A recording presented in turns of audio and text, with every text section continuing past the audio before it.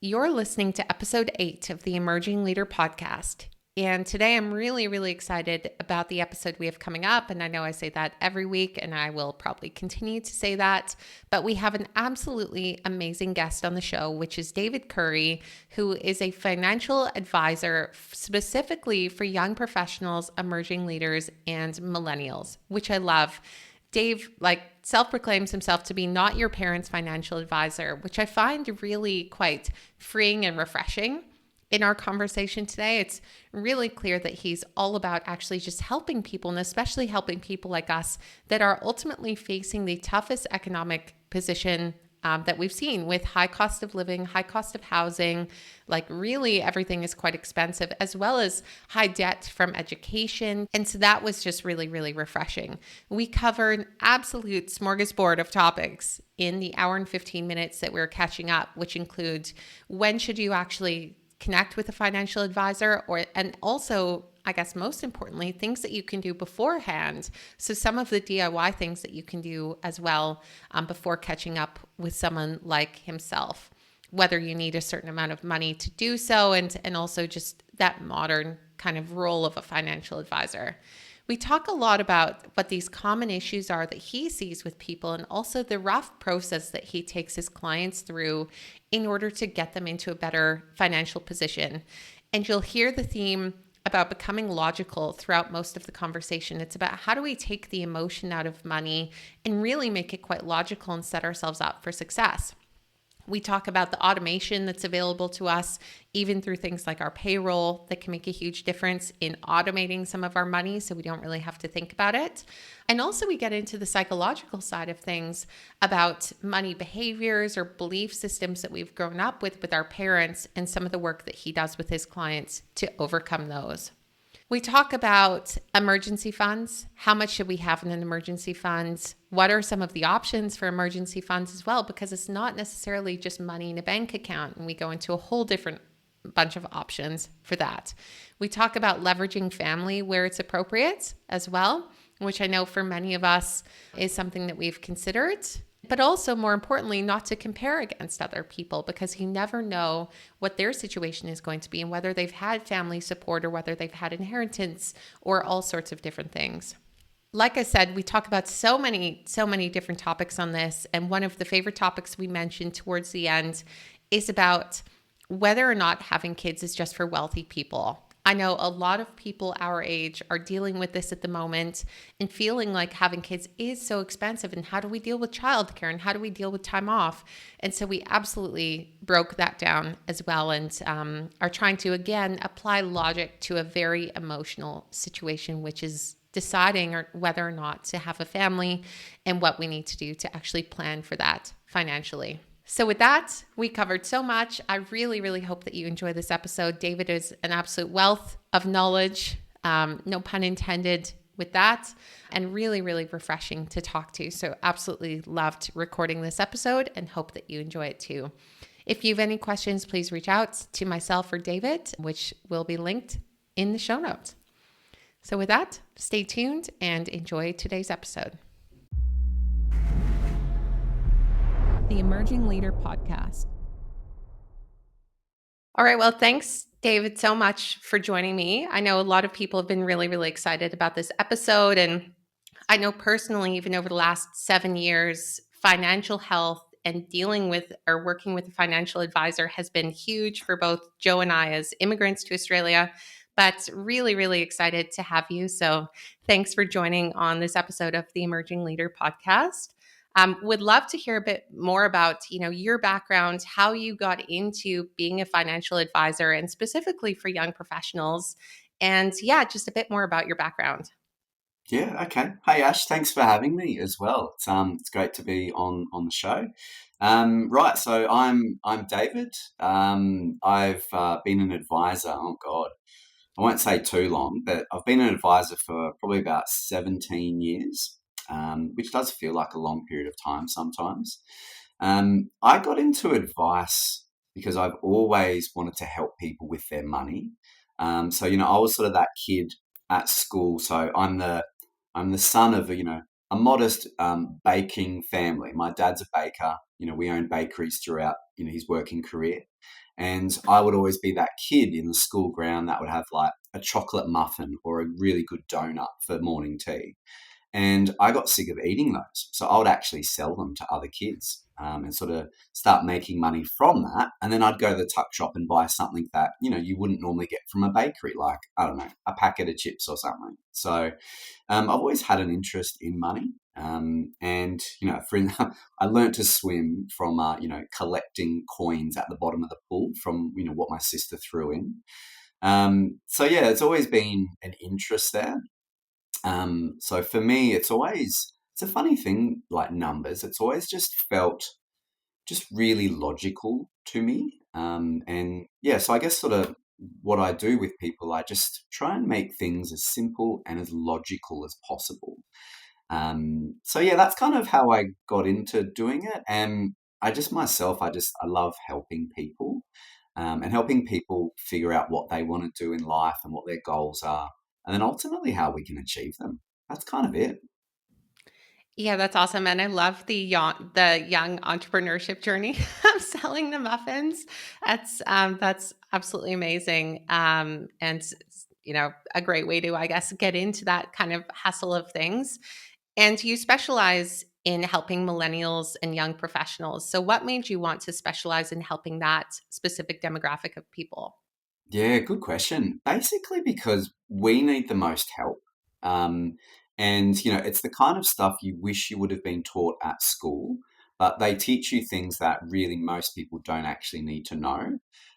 So, how to budget, how to have goals, and, how to direct your money towards what you want to achieve.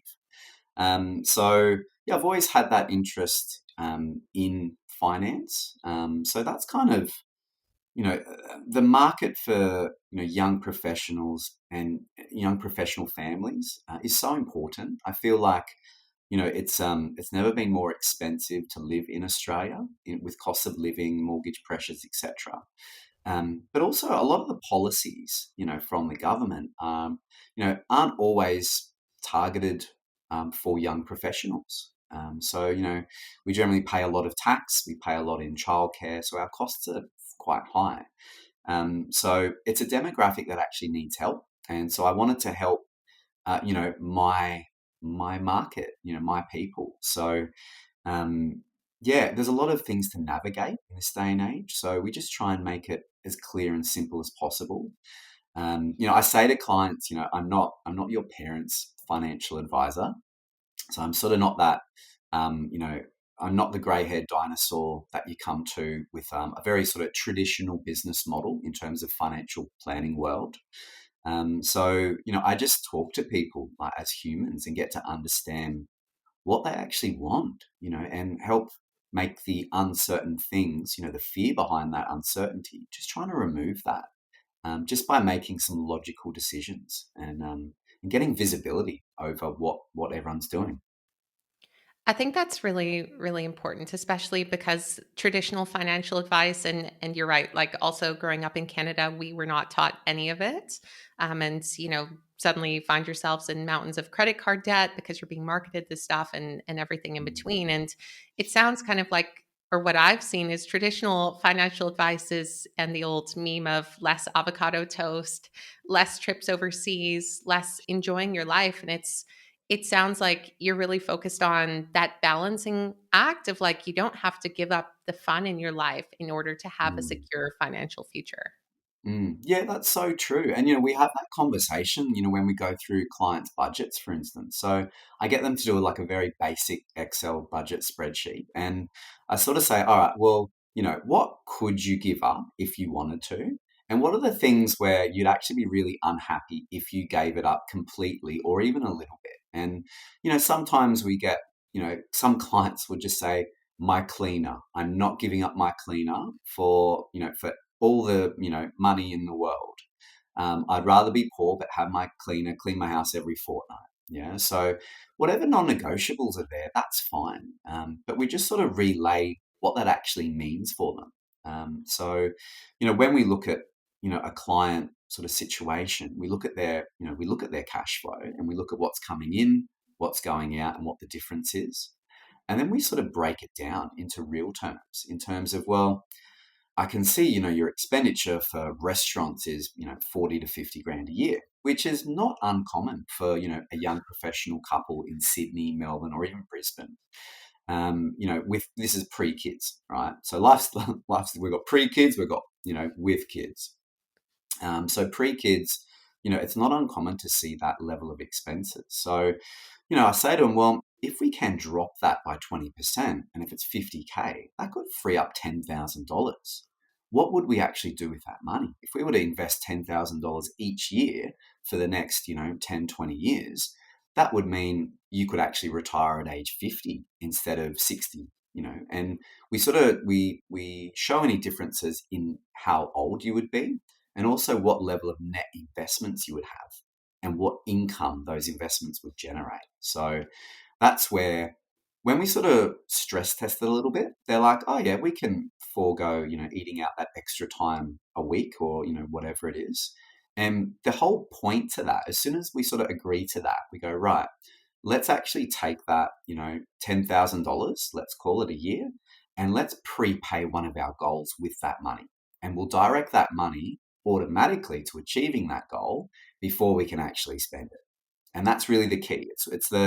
It's one thing to have the intention. It's the other thing to actually automate and be on that track to achieving that goal. Yeah, and the prepayment thing is really interesting as well. And I think also it can be quite scary for people to, I guess, see those numbers at the beginning of things too, because it might just feel like $100 lunch here, $50 Uber Eats here. But then when you total it up and it's 40 or 50 grand over the course of the year, it's like, oh my God, that's a massive amount of money. So I think that that awareness is really important, and the prepayment is really interesting. And I want to dig into that a bit more. But I guess first, when should people start working with a financial advisor? And do you have to have a certain amount of money or a certain level of income to start working with one? Yeah, good question. I think, and I get that question a lot, when I speak to, potential new clients literally every week. Um, and I guess as I sort of come back to, I've got a more modern business model. So I don't charge, based on how much you've got to invest or how much you earn. I charge really on an hourly rate. So it's a flat fee on an hourly rate. So if the client can see value in, the scope of work that is provided and the cost to that, then by all means they can go ahead.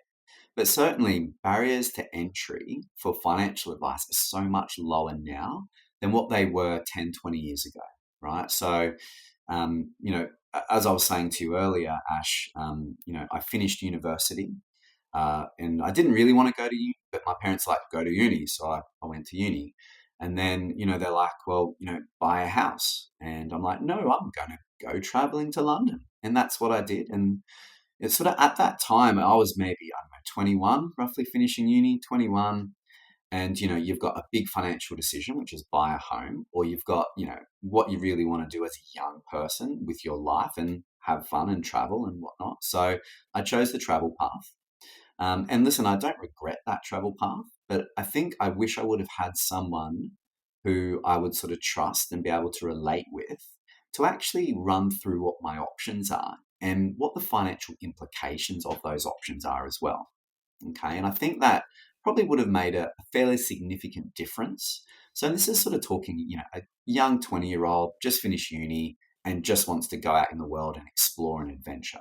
So, um, the barriers to advice, as I said, are much lower.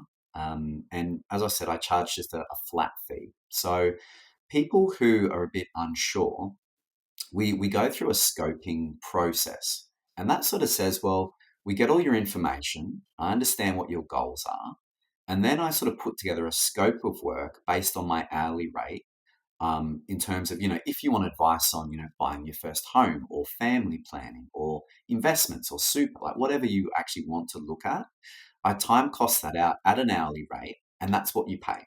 Okay. And a lot of the time, I'll actually say to people, if you're not financially ready for that, then come back to me at a future point. Okay. Mhm. But I think before before people actually feel the need to engage for advice, there's three things that this is, for me, this is the 101 of basic financial literacy and planning. And this is what most advisors will do, straight up. And, number one is looking at your goals. Okay. So when we sit down with clients, we always look at their short, medium, and long term goals. We put a priority on those goals, obviously a time frame and a dollar value. Okay. And then from that, we sort of get to feel what's actually, really important to you guys. What are you working for? Like, why are you working so hard? So I've a very sort of standard scenario might be, right, we want to get married next year, we want to buy a home, and then we want to have kids.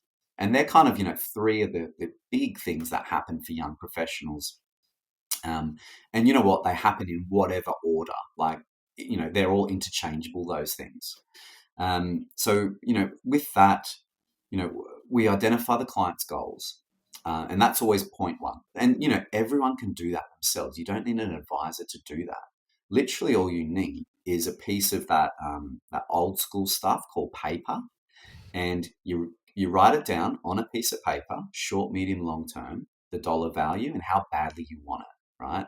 And then you put it up in the back of your door or on your fridge, somewhere where you actually look at it every day, because we might have so many thoughts going through our head every single day of what we'd love to do with our life, or where do we want to travel to, what home do we want to buy, where is it, all these things are all up here. It's only when you get it down in writing, you actually put your feelings and emotions out onto that piece of paper, that's the first step in trying to make it a little bit more real than just the thoughts in your head. Okay, the next step, so that's goals. And as I said, I encourage everyone to do this before you even speak to an advisor. Okay, but this is what I go through with clients. So we've got our goals now, and we might be a little bit unsure about when and can we do it, etc. And that's the inherent fear of putting ourselves out there. The next step is that we logically look at your cash flow. So we look at everything coming in, so all your incomes. We look at all your expenses. And then we basically look at the difference in real terms. So are you, making more money than you're spending? So are you in a surplus? Are you breaking even? Or are you in a deficit? Okay. Generally, a lot of the time, people are breaking even or are in a surplus. If you are in a deficit, yes, you might need to engage for advice, or you just might need to be very strict on your budget and, actually cutting things out. And that might be a bit painful, but it just has to happen. Otherwise, you're not going to be able to achieve those goals with a deficit. But, so once we identify if we're breaking even or if we're in surplus, then really, so we've identified your goals, we've identified how much money you've got at the end of each paycheck. Now, the third point is really automating that savings and surplus towards the goals. And it's kind of as simple as that, right? So, whatever your goal is, if it's, I want a home deposit of, I don't know, let's call it 50 grand. Okay. That means in 5 years' time. Okay. So that means we need to save $10,000 each year for 5 years. So all we need to do is automate either directly from your pay slip. So get your payroll department to actually automatically put that money into a separate account. Or once it gets to your normal bank account, direct that automatically to a nominated, home saving account. Okay, and the key behind it is automating that process. That's where Mhm. it is a set and forget, and you'll only feel if it's too much if you start feeling pain from not having enough money because you're directing too much towards your goals. Does that make sense? Yeah, yeah, absolutely. And is that where the prepayment for your goals actually comes in as well? For example, of the home deposit or vacations and things. Is that what you mean when you say prepaying for those things? Yeah, absolutely. Yeah. So, I generally encourage clients to prepay for as much as possible. In particular, prepaying for personal lifestyle fun things, right? So instead of, putting the holiday on your credit card, I'd encourage you to plan for your holiday and save that money first so that I know it's very old school mentality, but when we're talking about personal, assets or personal, expenses, we want to try and pre-save those things. I know in this day and age, there's a lot of, instant gratification. We've got very easy access to credit cards, etc., and it's way too easy. But that's not going to get you to where you need to be in terms of your goals. Okay, so there's a huge difference in having a goal to travel, and it's going to be, I don't know, 5,000 a year. There's a huge difference in prepaying and saving for that goal versus not saving for it, putting it on a credit card, and then once you've done your holiday, then paying that off. Okay, Mm, as soon as you do that, you're behind from the beginning. Okay, because it's the opportunity cost now that you're actually having to pay back this debt.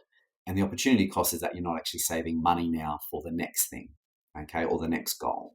So, yeah, there's a lot to be said for that. So, we ideally want to save for personal lifestyle goals. And, it's okay to obviously take on a mortgage. Generally, everyone needs to have a mortgage. Um, and then also investment debt. I'm completely fine with people having investment debt because as it stands, it's currently deductible if it's negatively geared. So, which means the expenses are higher on an investment than the income that it's bringing in. mm. But yeah, I mean that is likely to change with possibly Albo in the next period of time. So remains to be seen. It's always on the agenda. But yeah, has that been helpful?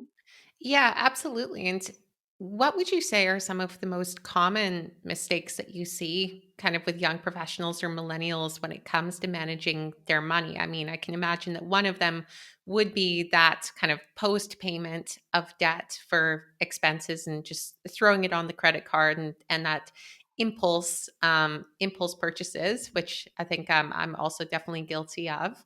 What else would you say are some of these really common mistakes? Yeah, good question. So I see it almost like weekly, and I talk to young professionals in their early 20s, early 30s, and I will see, car loans. I'll see, buy now, pay later, debts there. I'll see credit cards with big limits, which is always a bit scary, and see credit cards, racked up to their limits. So it's all those types of personal debts.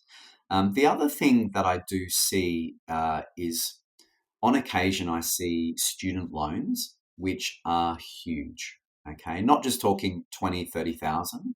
I've seen student loans 100,000, $150,000. And um, yes, it's part of life. It's an expense, and obviously, it's something that largely we can't help. But it's also the opportunity cost of, you know, changing your mind at university, or not completing your degree, or maybe over. I know it sounds a bit strange, but over capitalizing too quickly on your education. Okay, because education isn't cheap. We're not in a cheap Mhm. country. So I've seen, as I said, student loans of $120,000, and add a master's onto that, which could be another 30 to 50K. You've easily got $150,000 of personal debt there. And yes, it's only charged at the rate of indexation, which at the moment is not too much of a concern because it's only about 3%, the CPI rate. However, last year or the year before, everyone with a student loan really got frightened quickly because they indexed it at about 7 to 8%. So people saw their loans like jumping. Um, so, it's one of those things where once you start earning roughly fifty to $55,000 and more, that's when a percentage of that gross income has to automatically repay your student loan. Okay, so it has to come from somewhere. So as soon as a client's earning $100,000, they'll be paying roughly $7 to $8,000 of that just back to a student loan.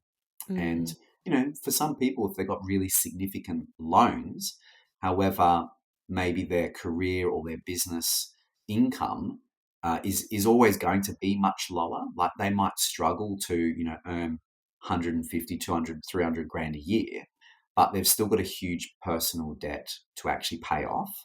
So that's when it's sort of the opportunity cost of taking on too much education too quickly, if that makes sense. Um, but it's a hard thing, right? Because, some people just love what they do and they'll probably accept that this is the cost to actually learn what I want, and that's fine. But sometimes we talk about the ages and stages of education and when to take on the higher education qualifications, etc. But then also, what's the payoff to that? Obviously there's a Mhm. personal payoff, but what's the financial payoff? Okay, and that's huge. So I sort of sometimes see clients that their earning capacity might be $70 to $100,000 a year.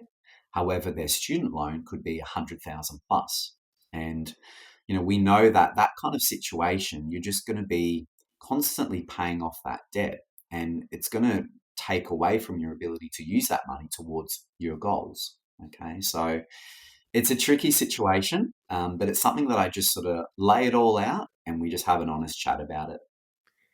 Which I think the honesty is the best thing here. And I wish, kind of like what you said when you graduated, and you were deciding between traveling and university and buying a house and all of this, it's these conversations that I wish we had earlier on, because absolutely education is so expensive. And I anticipate and I feel like we're starting to see a swing as well, where now everyone is really, really educated and really in debt. But like you said, what is the earning potential of that? I know, like personally, Joe and I absolutely do not regret our engineering degrees because they were tickets to Australia.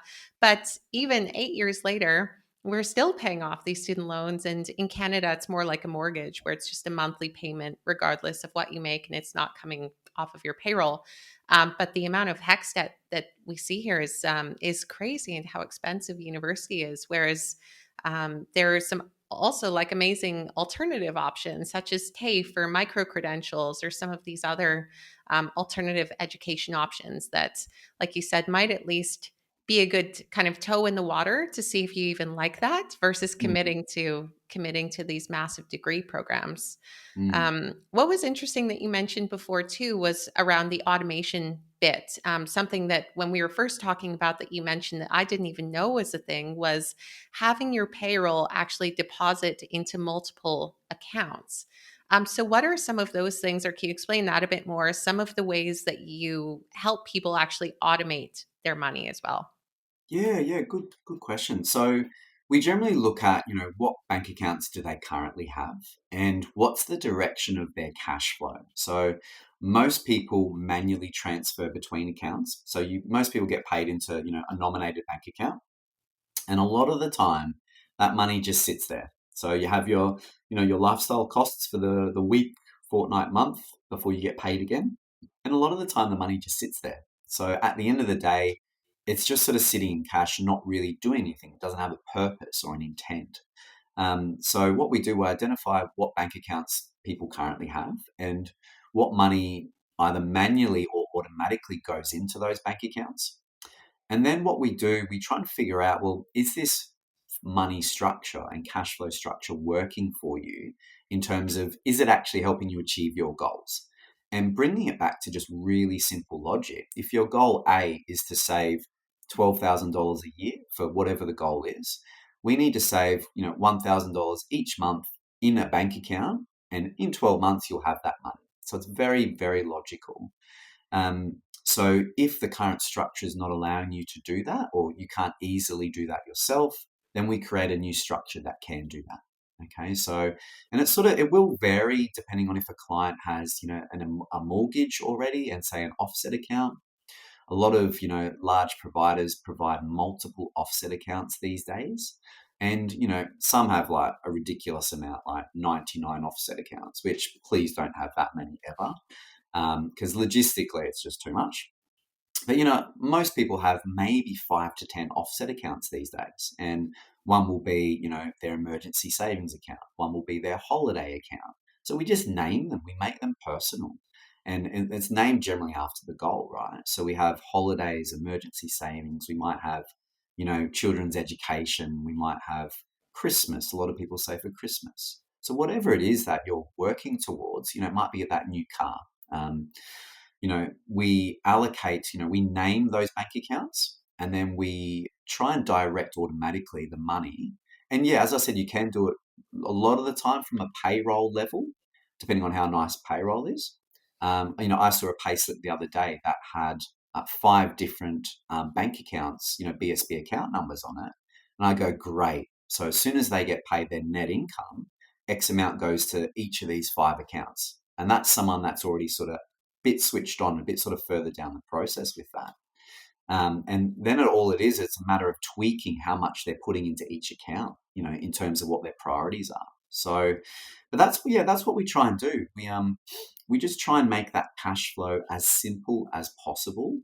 And so, as soon as you get paid, you've got comfort knowing that X amount of money is going towards what you actually wanted to, in order of how important, or how soon the goal is.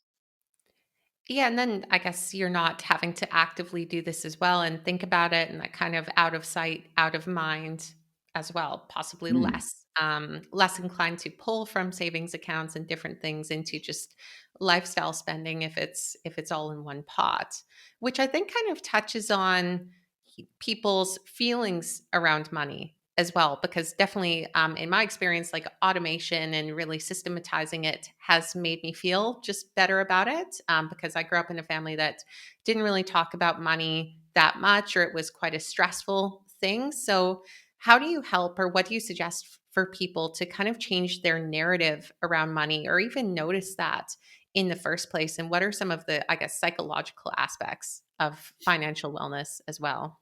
Yeah, there's so much to that. There's so much.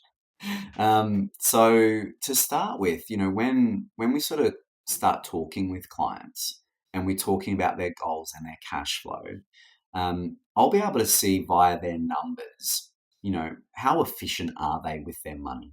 Okay, and we sort of pick that up from a multitude of different ways. One is, looking directly at what their surplus is. So they might complete a spreadsheet that says, "Oh, we're in surplus by 50 grand a year." And then I'll look for the evidence of that.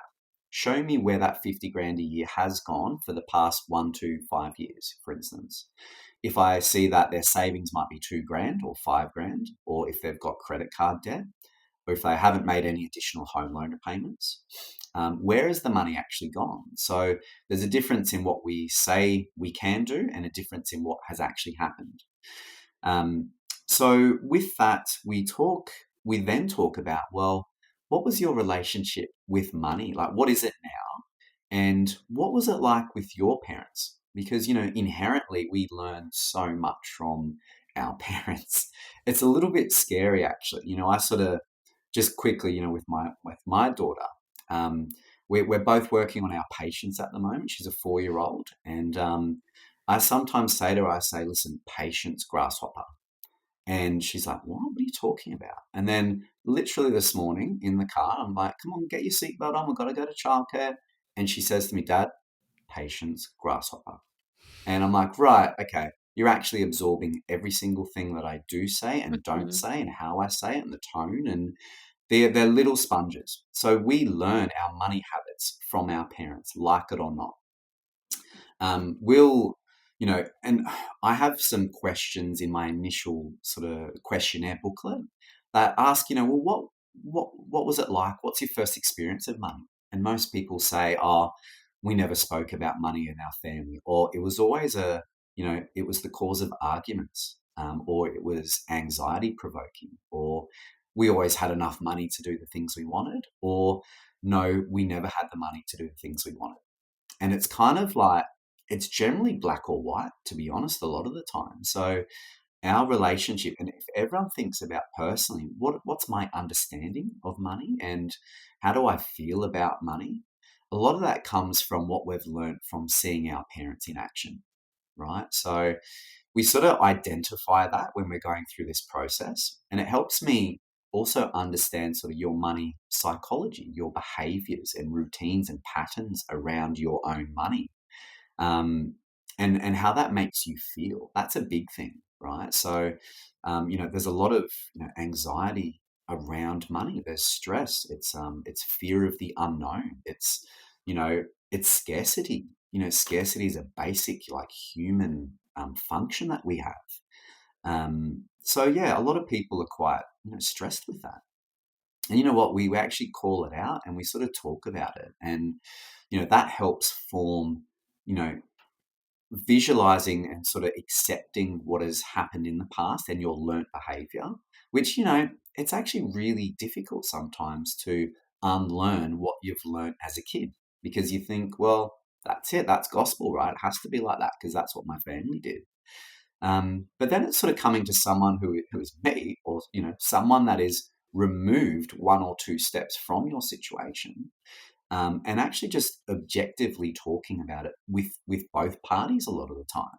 So, for instance, I get a lot of couples, and one of the couples, one of the partners, normally works in finance. They might be an advisor themselves, or an accountant, or a financial controller. So, someone who is very financially literate, but then the other partner works in something completely unnumbersy, right? And so it's more a matter of, well, the person who's financially literate has always taken control of the money. But I always say to all clients, a partner is not a financial plan. You need to be having a base level of financial literacy for yourself always, irrespective of what your partner does. And so people come to me sometimes in these situations where someone has a lot of knowledge and someone does not, but they both have goals and they both want to feel valued and equal in that process. And that's where we talk about, where have you come from? What's your money sort of story? And I use that to help shape the actual advice as well. And, you know, I'll quickly identify if someone, their levels of financial literacy. And I say to everyone, just quite openly and honestly, I'll go into whatever advice or whatever strategy or, whatever thing you want to learn in as much detail or as little detail as you want. Right. So I might have an accountant and they're like, break all the numbers down. That's fine. I might have someone that goes, right, I just want to know that you've done it yourself and you can do it for me. So, some people are just like, just do it for us.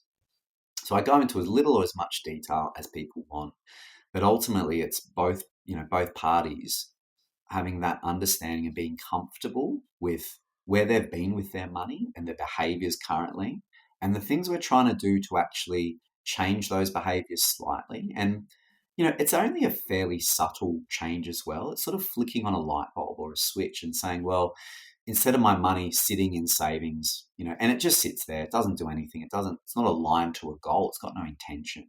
Instead of doing that, let's switch it so that payroll, or, we'll automatically do it ourselves. Each pay, we both get our money and X amount goes into our holiday account. And then we actually feel equal from a partner perspective that our money is going towards a joint goal. And that's sort of, hopefully that level of planning. And for me, it's just sort of painfully logical, this kind of stuff. But I am also described as a painfully logical person by some people in my life.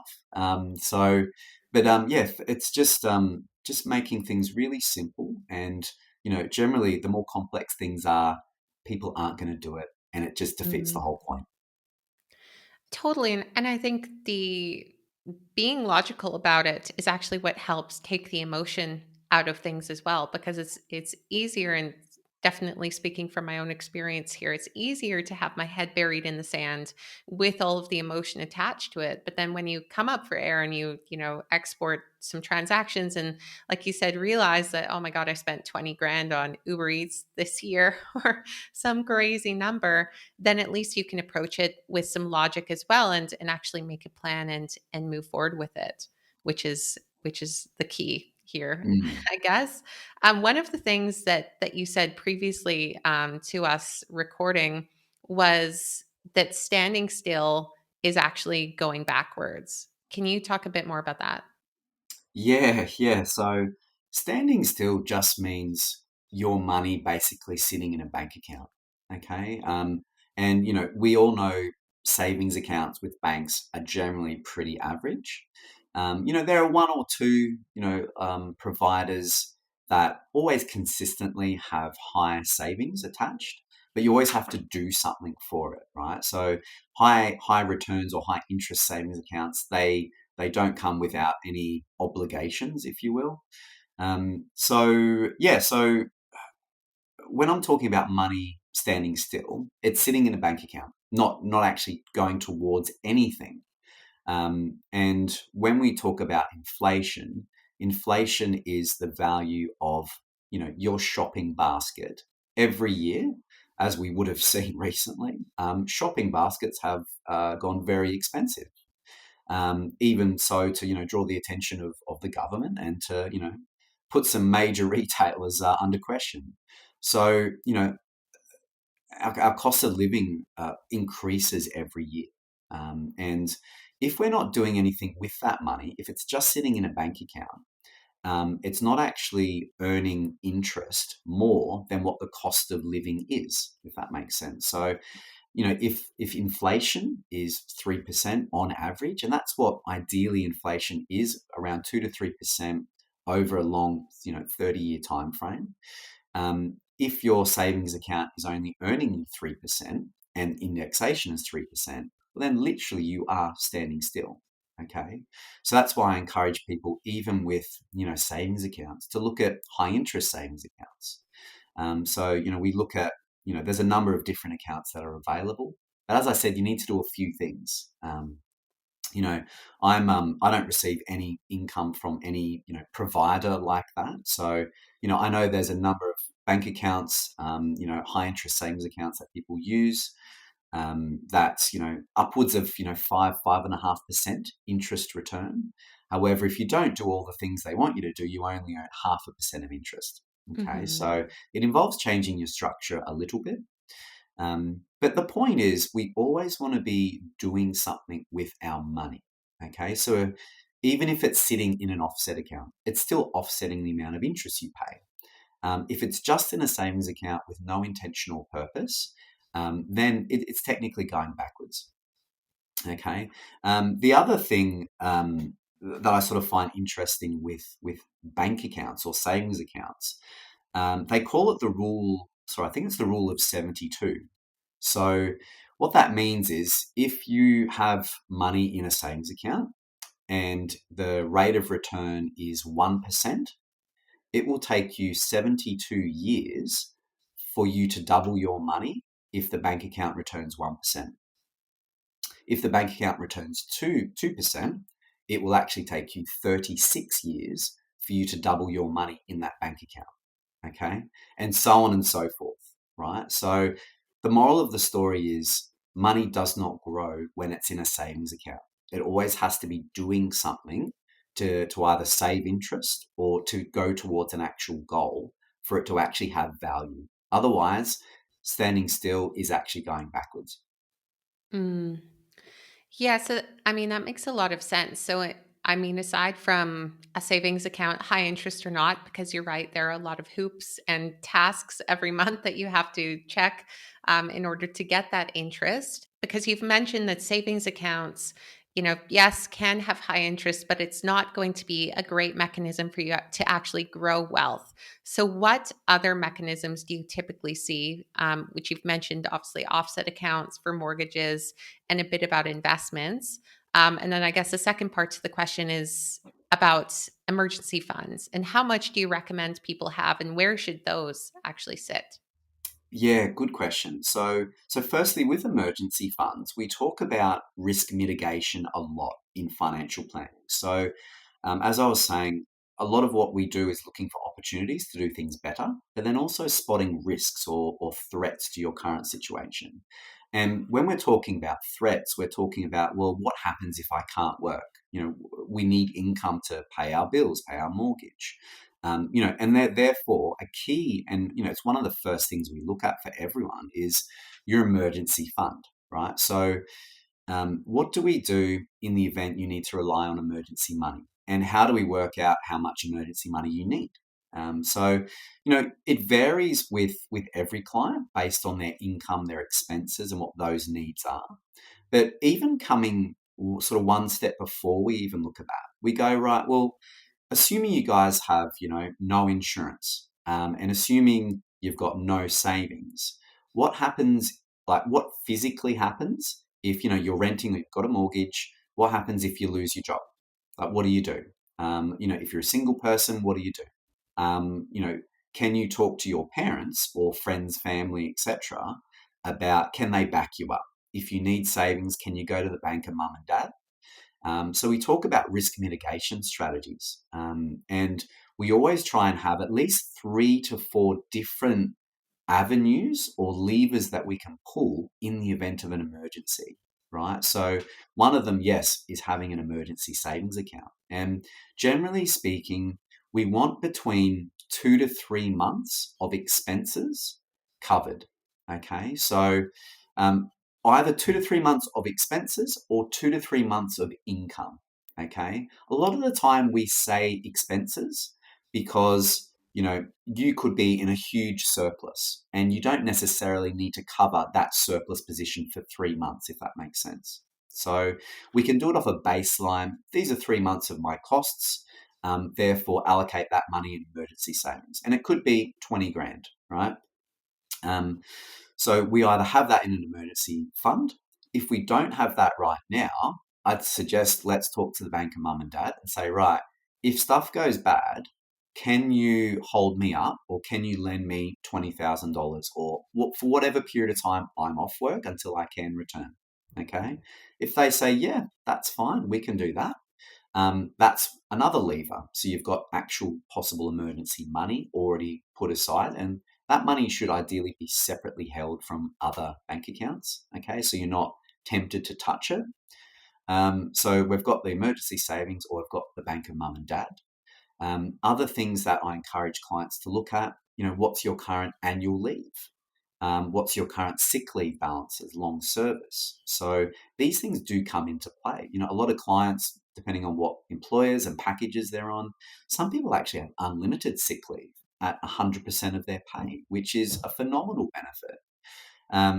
So we look at, well, what are your leave balances? And this is, on the assumption that you're sick. Not all emergencies are from you being sick. So you still need to have money or, that lever to pull as a backup. That's always important. Another thing we look at is, well, if a client has a mortgage, have they made additional loan repayments? And if they have over the minimum repayment required, then they'll have some redraw or available funds against their mortgage. So some people have $20,000, $50,000 as an extra payment on their mortgage already. And they don't realize a lot of the time that they can actually redraw that. It's not something I typically suggest doing because you're redrawing debt, which means you'll be paying more over the life of the loan. Okay, so that's something that is a lever, but it's not a great lever to pull unless we have to. So already we've spoken about emergency funds, bank of mum and dad, annual leave balances, sick leave balances. We've spoken about redraw. So that's 4 things. And then one other thing, which obviously for me is blatantly obvious, sorry to put it in any other way, is outsourcing that risk to an insurer. Okay, so things like income protection, life insurance, they're so boring. I personally dislike doing it because it takes a long, long time to do, and we never are guaranteed an outcome because I don't know what anyone's past medical history is until a lot of the time until we go through this process. Okay, but outsourcing risk to an insurer. So for a lot of young professional clients who don't even have debt, right? Your biggest asset, without a shadow of a doubt, your biggest asset is your ability to earn income, right? Without your ability to earn income, all the goals that you said you wanted to achieve literally cannot happen if you don't have income, right? So your ability to earn money is your greatest asset, and that's by a long way, right? So we always talk about the need to, well, if you can't work, due to accident, illness, injury, what would you do? So once again, we go through the emergency fund. So we've already identified 4 levers, right? 4 options that we could draw from. And the obvious one to me is outsourcing this risk to an insurer. Okay, so income protection generally covers 70 to 75% of your pre-disability income, including super. So, and a lot of the time we use income protection as like filling a gap. So a lot of people, they might have, 4 weeks annual leave. They also might have 4 weeks sick leave, for instance. So if they were sick and unable to work, they could, in theory, use that 8 weeks of leave at full pay. Then we might do an income protection policy that has, say, a 60-day wait on it or a 2-month wait, so that if they're injured and they can't go back to work, for 8 weeks, they'll get paid their leave. And then at the end of the 60-day period, so the end of the month of the 60-day period, then income protection would start paying 75 or 70 to 75% of their package until they can return to work. All right. Or until, the benefit period ends. Okay. So Mm. I know I've sort of gone into that a lot of detail, so sorry for that. But No, no, it's that's not just looking at like insurance. It's talking to mum and dad. It's seeing how you can mitigate your risk, and there's 5 different ways there. yeah. So just on the topic of insurance, because myself included as kind of a newbie to Australia around the whole idea of super and having insurance through super, which I think we have like basic insurance. Is that where you would recommend people actually start with insurance, or should they be doing it separately to their super? Yeah, good question. This is really dependent on their actual situation. So there's pros and cons for having insurances inside super versus outside. And this is something that we sort of need to go through on a client basis. Um, the definitions inside super are a little bit more limited compared to policies that are owned personally in your own name. And that's because we also need to meet the definitions within superannuation law to actually release that money. So it's one thing for the policy to pay to your super fund. It's another thing for your super fund to release that money to you personally. So Hmm. it's a bit of a minefield, but I sort of work with clients to figure out what's the best way to hold the cover. So what cover do you need? How much do you need? And we go through a whole methodology on that. And then how do we hold it? Like, it's okay to hold some of it inside super from a cash flow perspective because it's not coming out of your personal pocket, but it's the opportunity cost is it's coming out of your super pot when you want to retire, right? And that's a huge thing. So we then talk about, well, maybe we top up our super fund via salary sacrifice to actually mean that the expense isn't just coming out, it's actually being paid for just from salary sacrifice money. Okay, Hmm. so for instance, things like income protection. A lot of clients that are on higher incomes, we actually opt to own that in their own names. One, you get the best definitions possible, which generally speaking might improve the likelihood of claiming successfully.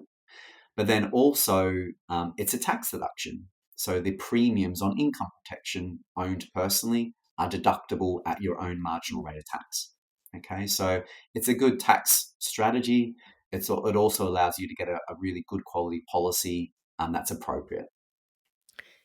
Yeah, interesting. Okay, we'll have to look into this as well because I know Joe was doing some research in this space last week. So that's super interesting. And you're right, like super kind of feels like a bit of a minefield as well, just in terms of the Mm, rules and what we should be doing, which I think could be a whole episode in itself.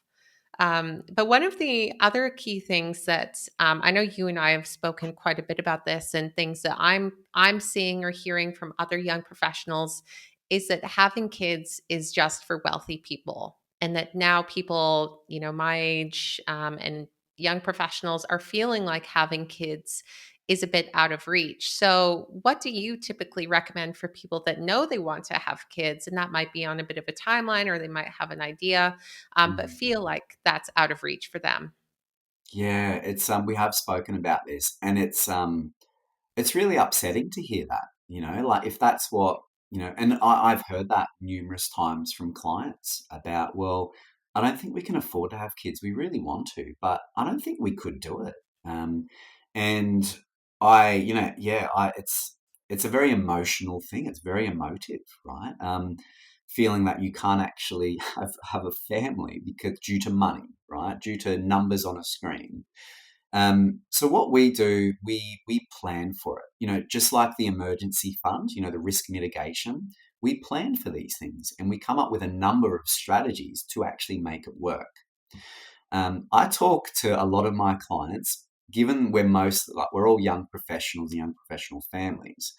I talk about the concept of leveraging off mum and dad if it is an option. I appreciate it's not an option for everyone, but for a lot of people, it is an option. And when we talk through financial strategy and structure and, buying your first home, could mum and dad be guarantor? And if they can't, so be it. Can they provide a lump sum? I had a client the other day where their parents want to pay for their children's childcare costs, and that's $400 a week. That's like not insignificant. Mm-hmm. So leveraging off, parents as a young professional, if that is an option, should always be on the table. And parents want to be grandparents one day, and they're willing to potentially come to the table on a lot of these things. Therefore, helping people get their first homes and doing the things that they want to help facilitate starting a family. So, when a client comes, and they say, listen, we want to have a kid in the next 12, 24 months, we do a number of different checks to see how viable that will be. So we look at their current budget, we look at their current cash flow, and then we make all the assumptions we can about, one partner or both partners being off and on work for how long, how long will both people ideally be on parental leave, and what benefits do their employers, fund, for instance. And then once that drops off, what government parental leave benefits are you guys eligible for, if any? So once again, we're trying to gap fill the period of time where, one or both partners are off work or earning a reduced capacity. So the very, typical example, right, is, we want to have a baby in 12 months. Once the baby is here, as the primary carer, person A or B, I want to take 12 months off. And then when the child is 1 year of age, they'll go into childcare. And then I'll probably return to work maybe 3, maybe 4 days a week.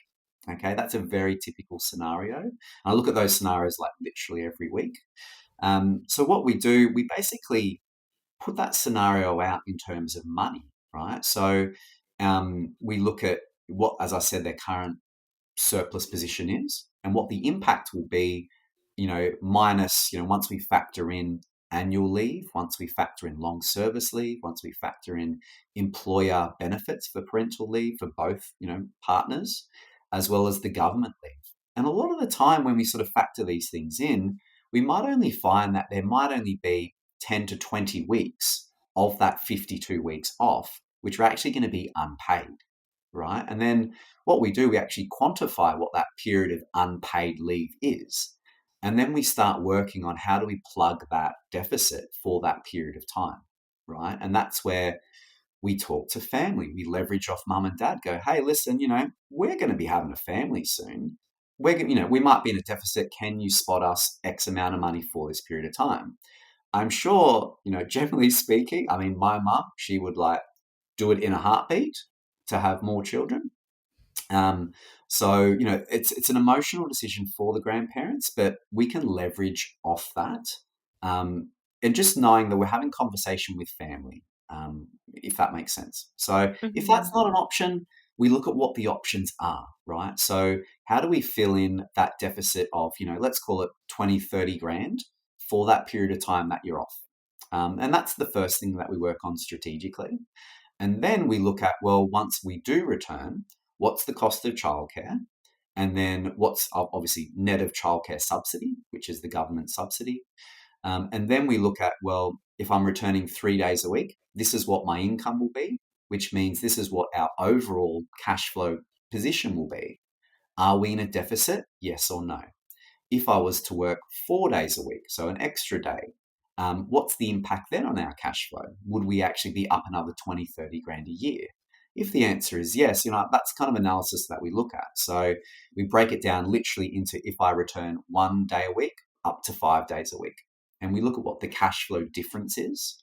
And that a lot of the time helps people realize that, well, okay, logically, we can plug this hole of the deficit for that period of time of unpaid leave, or we'll draw it from our savings, or we'll draw it from our, insert, strategy A, B, or C.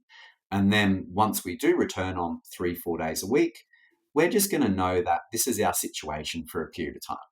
And it's getting comfortable with that. A lot of clients, like young professionals, that's why I love working with young professionals. We want to achieve everything our parents did. That took them 30 years. We want to do it in 5 to 10 years, right? So that's buying a home, having kids, traveling the world, starting a business. And I say a lot of people do that. That's exactly what I did, right? So this is where I sort of I align with our clients, because we're all going through the same kind of stuff. Um, so yeah, so it's just a matter of just working through that in a logical sequence. And once we sort of show people in numbers, this is the strategy to gap fill that deficit. This is the strategy, or this is what your cash flow will look like if you return 3 days a week. Are you guys comfortable with that? And you know what? Once we look at those numbers, it sort of helps remove that financial uncertainty and fear behind having a family, right? We put in a bit of a buffer. We account for, is it a private hospital? Is it a public hospital birth? The costs initially. We also inflate the budget by 5 to 10% for having a baby and buying all the baby stuff. So we try and make as best assumptions as possible to make all these unknowns. Unknown equals fear, equals hesitation in doing stuff. We try and just break it all down and make it as clear and simple as possible. Yeah, and I think, like you said, like it's such an emotional decision for people, and there is a lot of emotion and feelings attached to it, and wanting to have kids, and how many kids, and oh my God, if we have 3 kids, then we're going to have to get a bigger car, and this long projection of emotion. But it sounds like adding that logic back to it and reviewing your company's policies as well. Like, how much leave do Mm, you actually get? I know in my previous company, they just changed it from, I think, 4 weeks to 5 months of full pay leave. mm, And I know Joe in the tech industry gets something very similar. So there are really great policies out there. And we might not even know that. So it sounds like approaching it quite logically, that children are not just for the super wealthy and the super rich. And I know it's something I'm personally really interested in at the moment, as we kind of plan the next 3 or 4 years of our life, and what does that look like, and how do we set ourselves up financially for that. So I think mm. it's something to be really excited about versus quite nervous. Well, Yeah. probably nervous about the kids part, but hopefully not the financial part of it. No, and it's perfectly normal. Honestly, it's so normal to feel nervous. It's a big thing, right? But ultimately, with all these things we're unsure about, we just talk it through and just make sense of it. A lot of the Mm. time, clients, as I was saying, we just want to do everything. We want to accelerate. We always want to be growing, investing, and buying homes. Whatever it is.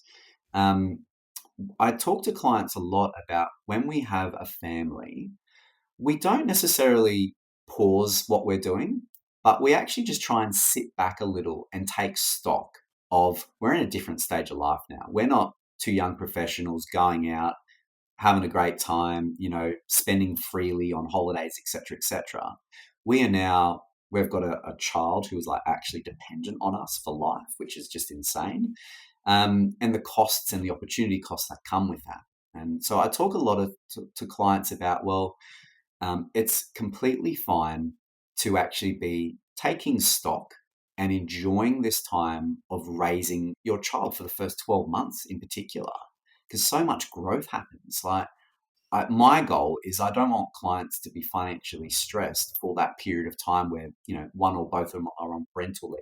So it should be a time where you focus on family and building your family together. The last thing on your mind should be worrying about money, which is why I encourage everyone to plan it as best as possible, so that it's just a matter of process. There's not a huge degree of uncertainty if we've already planned for it.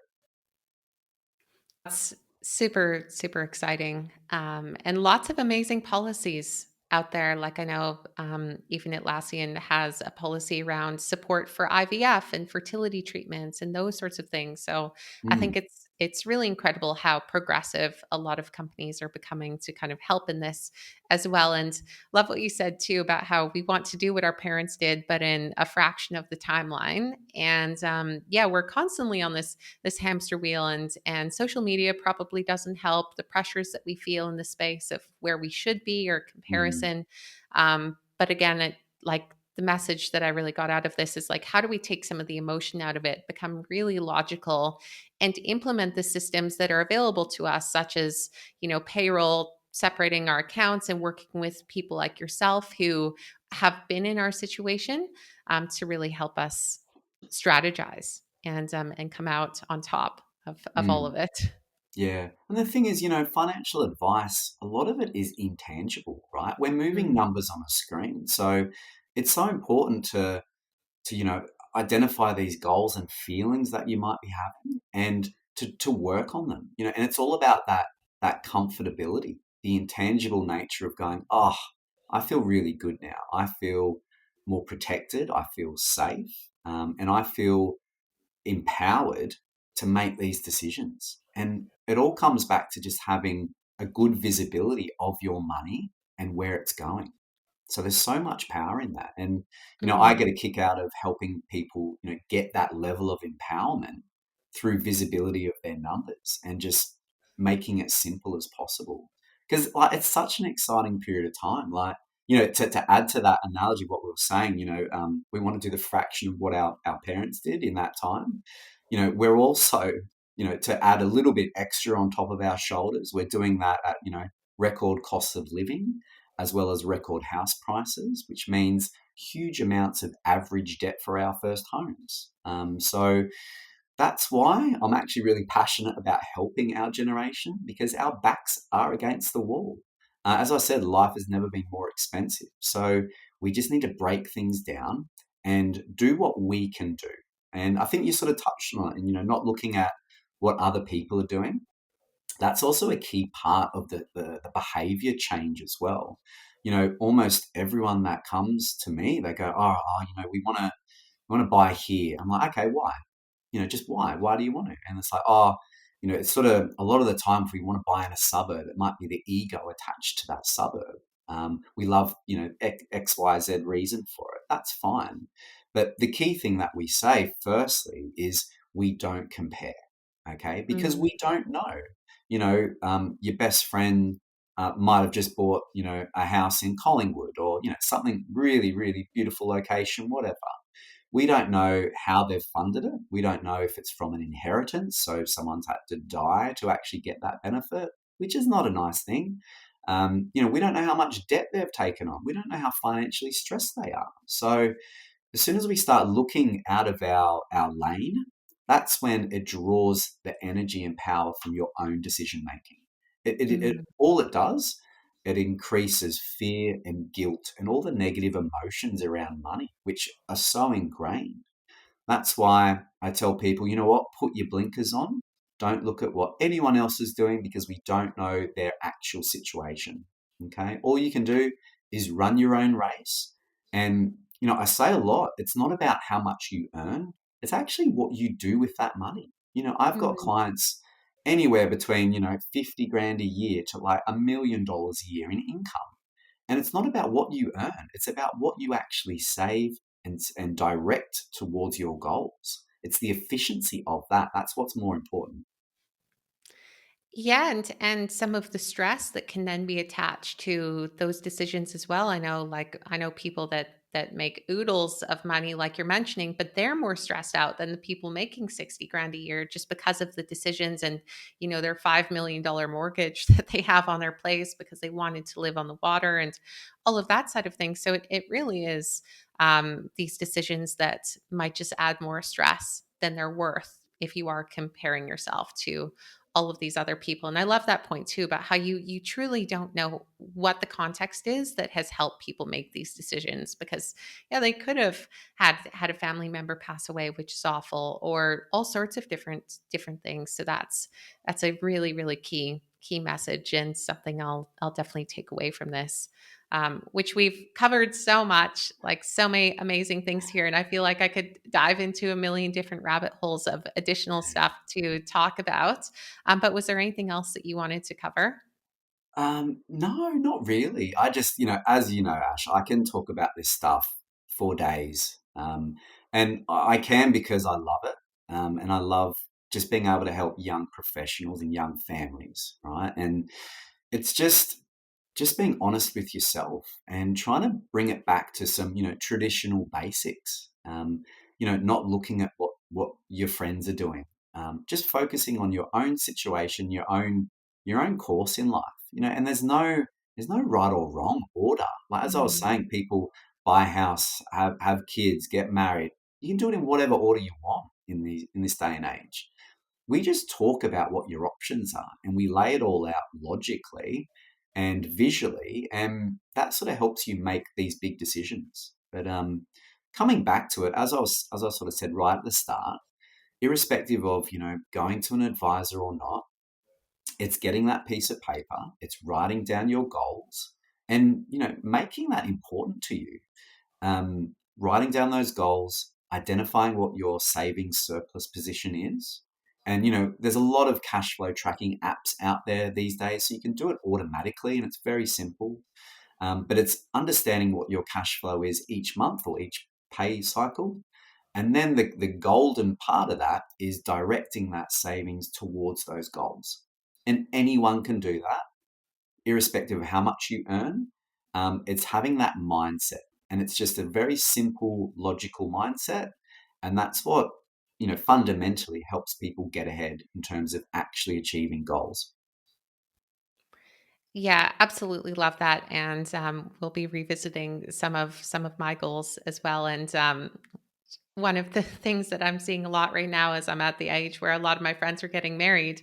It is that comparison of, oh my God, they had an amazing wedding overlooking the harbor that cost $150,000. Like, is that truly worth it to me? Am I willing to spend that? Or would I rather just have a pretty small party for $20,000, which still feels crazy. So Mm, that's definitely going to work on that with Joe mm. after this. But And sorry, yeah, just on that, it's a very good yeah. point.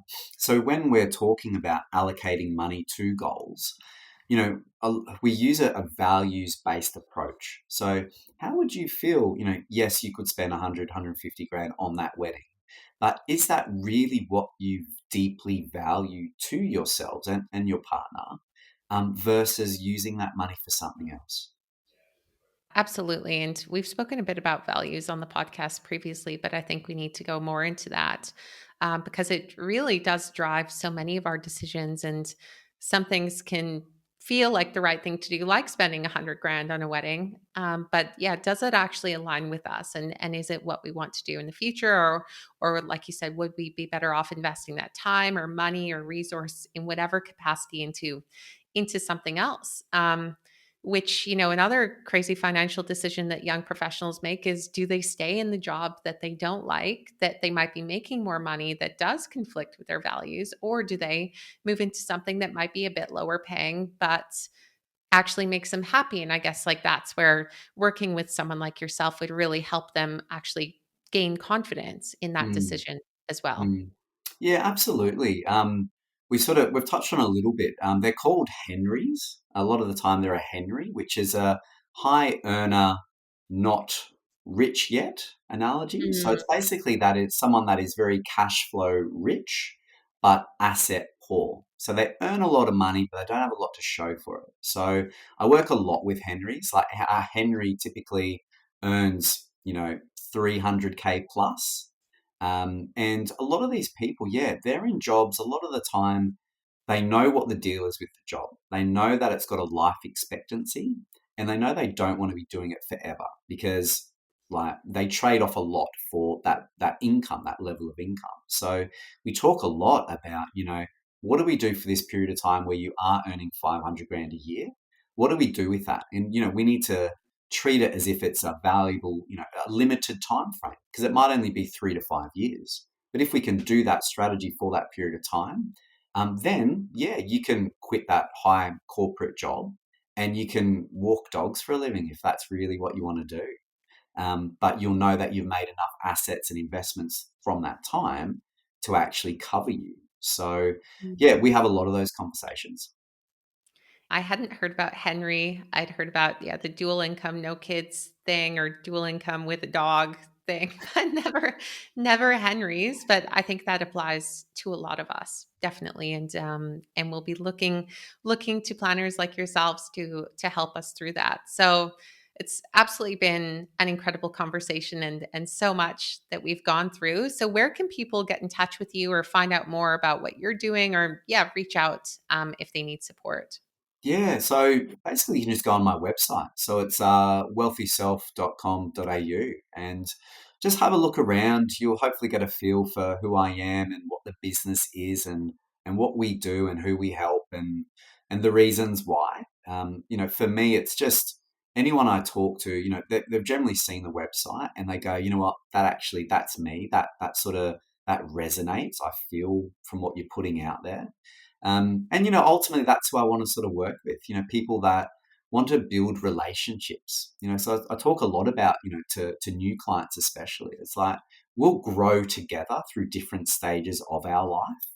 Because, all clients are either buying their first home or starting a family or buying an investment property or building their business or traveling the world. All these things, which are very much a young professional mindset. I tell clients quite honestly, I'm a dad, I've got a family, I've got two young kids. They're constantly sick at the moment. Touch wood, it won't be forever. But, we sort of grow and like my clients understand where I'm at as much as I understand where they're at. And that sort of helps foster like a genuine relationship Mm. where it's my goal to help you achieve your goals in the best way possible. Okay, so which hopefully a lot of clients do see. It's not that outdated business model based on how much you've got to invest and to do this or that. It's really based on you and what you actually want to achieve.